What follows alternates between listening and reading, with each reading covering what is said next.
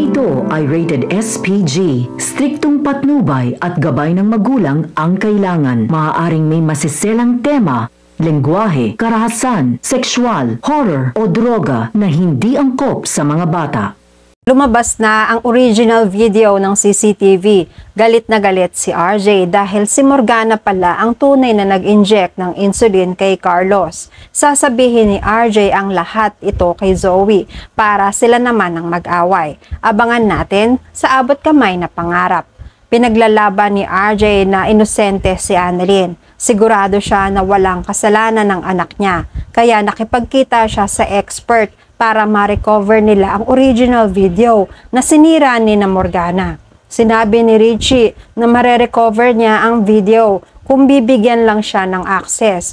Kung ganun lang din, mabibigyan ni RJ si Richie ng access sa CCTV para mas mapabilis ang pag-retrieve sa deleted part ng video. Umalis na si Richie at umaasa si RJ na magagawa ito ni Richie.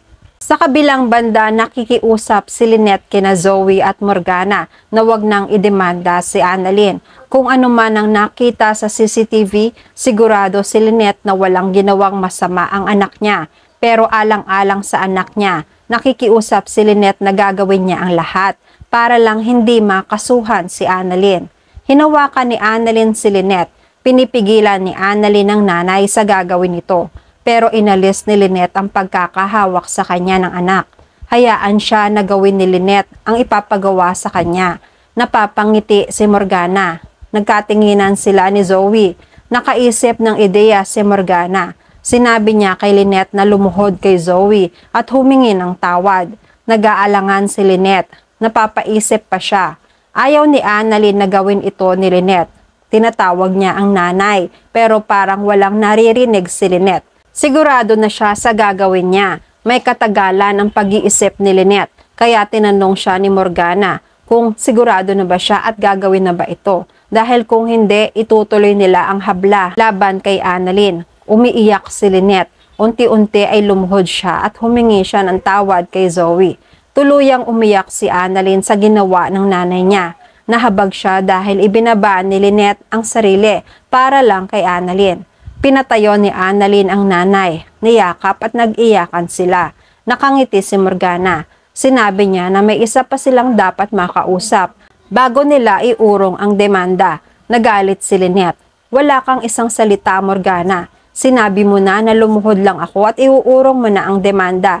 Sabi ni Morgana, iuurong niya pero kailangan muna nilang makausap si RJ. Si RJ na lang ang kulang bago sila magdesisyon. Maya-maya ay umalis na rin sina Zoe at Morgana. Samantala, tumawag na si Richie kay RJ para sabihin ang resulta ng pag-aayos niya sa recovery ng original video. Nakita sila at pinapanood kay RJ ang tunay na video. Napanood lahat ni RJ, simula nung may isang babaeng nagpapanggap na nahimatay at dahilan kung bakit umalis ang bantay na pulis sa may pintuan ng kwarto ni Carlos. Nakita rin ni RJ si Morgana na nakasuot ng uniform na pang-nurse para malaya siyang makapasok sa kwarto. Maya-maya ay napanood ni RJ na parating sina Harry at Annalyn na pumasok sa kwarto. Umalis sandali si Harry at may kinausap sa telepono. Hindi pa lumabas ng kwarto si Morgana. Naisip ni RJ na nagtago muna si Morgana. Alam niya na hindi na isagawa ang pag-i-inject dahil kalmado naman si Harry na mukhang walang nangyayaring masama sa daddy niya. Maya-maya umalis na rin si Annalyn. Mga ilang sandali pa, doon niya na lang nakita na lumabas si Morgana. Ngayon sigurado na si RJ na may ibang tao nga na gumawa nito kay Carlos. At si Annalyn ang dinidiin nila. Si Morgana, galit na galit si RJ kay Morgana. Mapapahamak pa si Annalyn dahil sa kasinungalingan ni Morgana. Napakasama talaga ni Morgana. Umalis na si RJ at bumalik sa Apex. Nalaman niya ang ginawang pagluhod ni Lynette kay Zoe para hindi matuloy ang habla kay Annalyn. Nung una nagalit si RJ dahil hindi naman kailangan gawin ito ni Lynette dahil wala namang masamang ginawa o walang kasalanan si Annalyn. Nagpaliwanag si Lynette. Alam niya na walang ginawang masama ang anak niya pero dahil sa maling ebidensya, nadidiin si Annalyn. at hindi papayag si Lynette na makukulong ang anak niya nang dahil sa maling paratang. Lahat gagawin ni Lynette para lang hindi maranasan ni Annalyn ang makulong. Umiiyak si Lynette. Naaawa naman si RJ. Nagpasalamat pa rin si RJ kay Lynette dahil sa pagmamahal na pinapakita sa anak nila. Sinabi rin ni Lynette na gusto ni Morgana na makausap si RJ para makapagdesisyon na sila tungkol sa paghahabla sa kaso. Nabalitaan rin ni Doc Ray ang plano ni Zoe na maghahabla sila ng kaso laban kay Annalyn.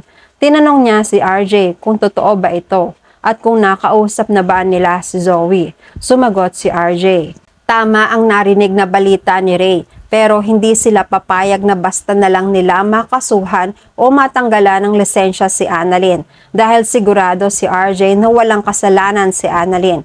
Hanggat nasa tabi ni Zoe si Morgana, hindi magiging matino ang pag-iisip ni Zoe para sa mga desisyon niya. Alam ni RJ na bine-brainwash din ni Morgana ang isip ni Zoe para mas tumindi pa ang galit nito kay Annalyn.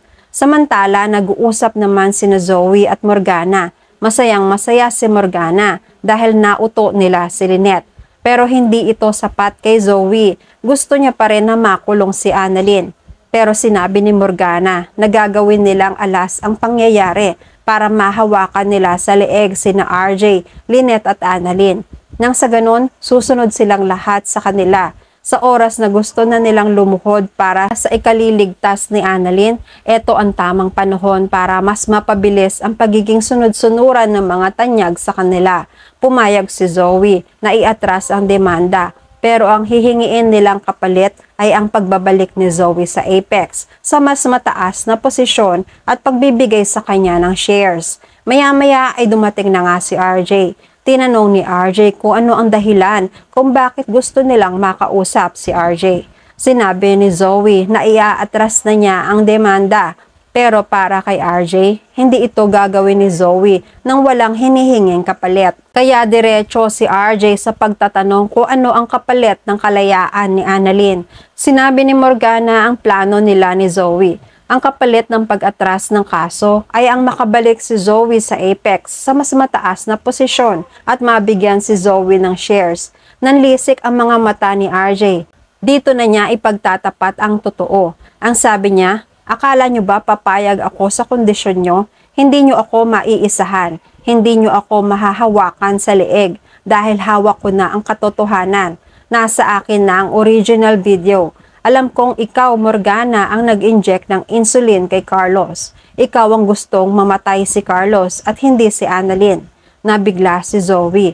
Biglang nagalit kay Morgana. Nagde-deny si Morgana. Umiiling siya. Nandisik rin ang mga mata ni Zoe kay Morgana. Galit na galit siya. Totoo ba, tita? Ikaw ang gumawa?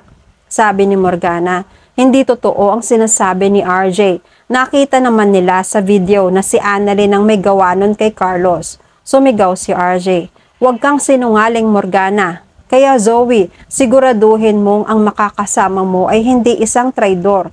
Nililinlang ka na ng inaakala mong kakampi, pero siya pala ang may gustong mamatay na si Carlos. Nagsisisigaw sa galit si Zoe. Trinaydor pala siya ng mami niya. At yan ang mga pakakaabangan natin sa abot kamay na pangarap. Please like this video and please subscribe to my channel. At magkita-kita po muli tayo sa mga susunod pang episodes.